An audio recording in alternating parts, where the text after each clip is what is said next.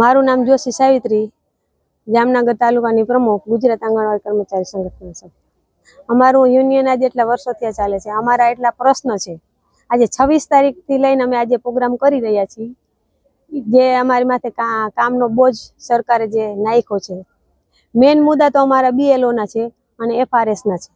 FRS થતું નથી, BLO અમારી કોઈ વિષય નથી। અમારું કામ છે આઈસીડીએસ નું, પૂરક પોષણ શિક્ષણ ને પૂર્વ પ્રાથમિક શિક્ષણ।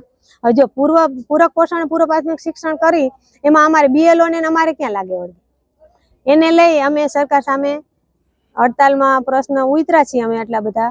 તો આજે અમે સેવા સદને કલેક્ટર ઓફિસે આવી અને અમે આજે ધરણા ઉપર ઉતર્યા છે। અમારું આયોજન હતું રેલીનું, પણ અમને રેલીની મંજૂરી મળી નથી, એટલે અમે 2 કલાક અહીંયા બેસી અને અમારી ચર્ચા અમે કરશું। કેટલા બહેનો અત્યારે 300 થી 400 બહેનો તો હશે, 3 તાલુકા છે। હવે આગળનો જો સરકાર અમે સરકારને મોકલી છે રિક્વેસ્ટ કે રક્ષાબંધન અને 15મી ઓગસ્ટ જો એ 2 દિવસની અંદર સરકાર અમને અમારે કંઈક પણ ખુશખબર આપે, અમને વધાઈ સારી આપે, સારા સમાચાર, તો અમે કંઈ નહીં કરી।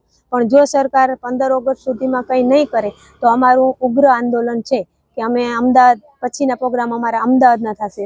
અમદાવાદથી નહીં પછી તો અમે ગાંધીનગર સુધી, દિલ્હી સુધી પહોંચવાનું અમારી તૈયારી છે।